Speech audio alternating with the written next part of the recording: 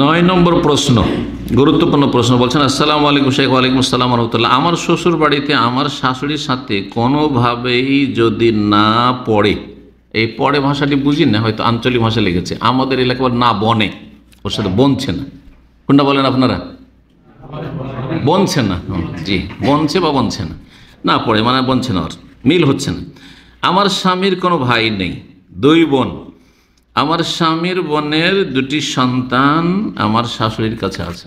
ওই যে স্বামীর বোনের সন্তান আছে সেটা বোঝা হয়ে যাচ্ছে, এই বোনের কাছে থাকে, আমার শাশুড়ির কাছে থাকে। আমার শ্বশুর বাড়িতে সব মিলিয়ে থাকতে সমস্যা হচ্ছে।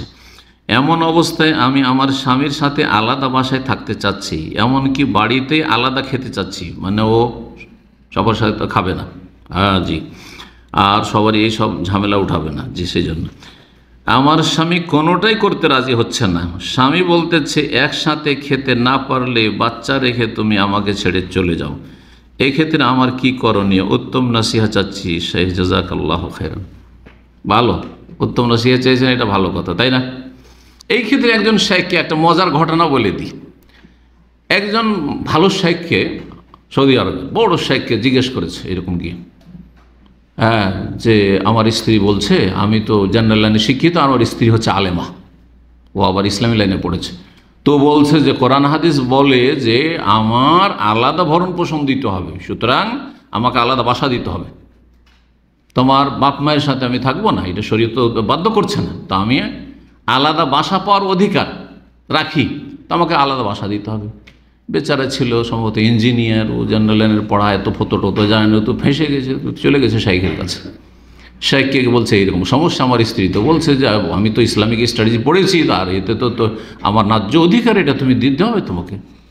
তখন শেখ বলছে যে ঠিক আছে, ওর অধিকার আছে, ওকে বলো যে ঠিক আছে, এটা তোমার অধিকার আছে, তুমি যদি বলো যে আলাদা বাসায় থাকবো, তোমাকে আমি বাসা ভাড়া নিয়ে দেবো, কিন্তু আরেকটা কথা তোমার স্ত্রীকে বলে দিও যে যেটা তোমার অধিকার, সেটা হচ্ছে তোমার অধিকার 2, 3, 4টে বিয়ে করার আছে।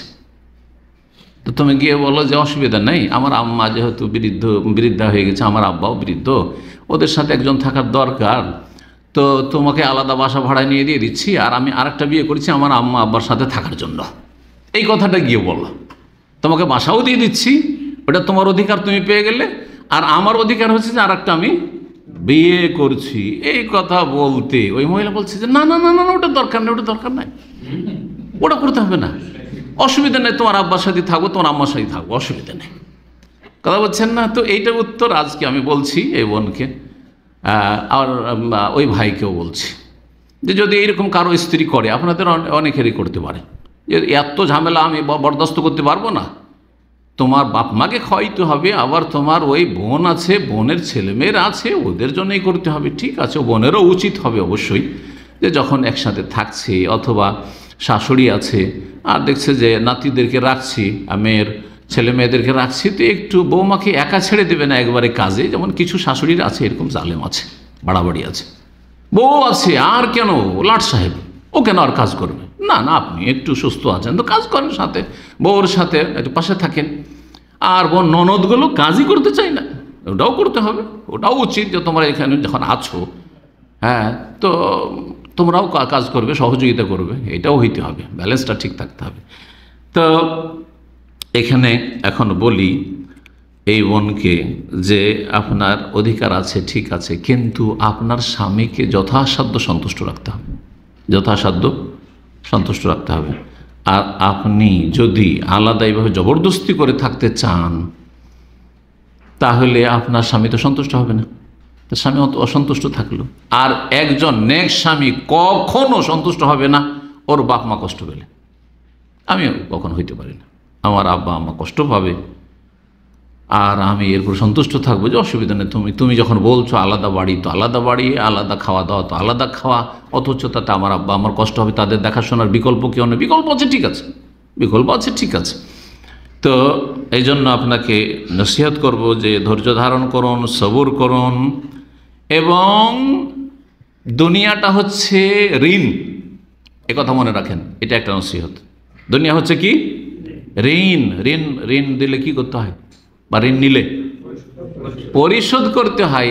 আজকে যদি আপনার শাশুড়ির সাথে শ্বশুরের সাথে খারাপ আচরণ করেন, আর আপনার স্বামীকে বাধ্য করেন যে আমি থাকবো না এরকম তোমার বাপ মায়ের সাথে, আগামীকালকে 10-20 বছর পরে আপনার ছেলেমেয়েরা যখন বড় হবে, ছেলে যখন বড় হবে তখন বলবে যে না আমরা থাকবো না, আমরা বিয়ে করেছি থাকবো না। অথবা আপনার যে বউ আসবো ওই যে ঋণ পরিশোধ করতে হবে, এখন পেমেন্ট করতে হবে, আমার শাশুড়ি জুদা থেকেছে তো আমিও জুদা থাকবো, আমি কেন থাকবো আমার শাশুড়ির সাথে? এটা পছন্দ করেন?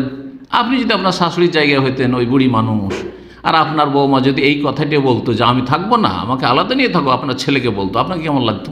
ভালো লাগতো? জি, নবী সাল্লাল্লাহু আলাইহি ওয়াসাল্লাম সহিহ বুখারী হাদিসে কি বলেছেন? লা ইউমিনু আহাদুকুম, তোমাদের কেউ খাঁটি মুমিন হতে পারবে না, হাত্তা ইউহিব্বা লি আখি মা ইউহিব্বা লি নাফসিহি মিনাল খাইর, যতক্ষণ পর্যন্ত নিজের জন্য যেটা ভালোবাসে সেটা অন্যের জন্য না ভালোবাসবে। নিজের জন্য চান যে আমার বউগুলো যেন আমার সাথেই থাকে, আমার ছেলেরা যেন আমার অন্যেই থাকে, পর্দা অবশ্যই করার চেষ্টা করতে হবে। পর্দার সাথে বেপর্দা করে রাখবেন না, পর্দার সাথে ভালো পর্দার ব্যবস্থা করেন, আর তারপরে সহযোগিতা নেন। তো আর একসাথে জয়েন্ট ফ্যামিলিতে যদি থাকেন তো জয়েন্ট ফ্যামিলির যে ক্ষতিকর দিকগুলি আছে সেগুলি থেকে বেঁচে তারপরে জয়েন্ট ফ্যামিলিতে থাকেন। আর ক্ষতিকর দিকগুলি, শরীয়ত বিরোধী কাজ করবেন জয়েন্ট ফ্যামিলিতে থেকে, পর্দার 12টা বাজিয়ে দেবেন, গর্দা উড়িয়ে দেবেন, এইরকম করে জয়েন্ট ফ্যামিলিতে থাকা ভালো কাজ নয়। আমাকে কিন্তু অনেকেই একটা বক্তব্য আলোচনা করতে বলেছে এই গত সপ্তাহগুলিতে, যে জয়েন্ট ফ্যামিলির উপকারিতা অপকারিতা সম্পর্কে আলোচনা করে, খুব গুরুত্বপূর্ণ এই পয়েন্ট।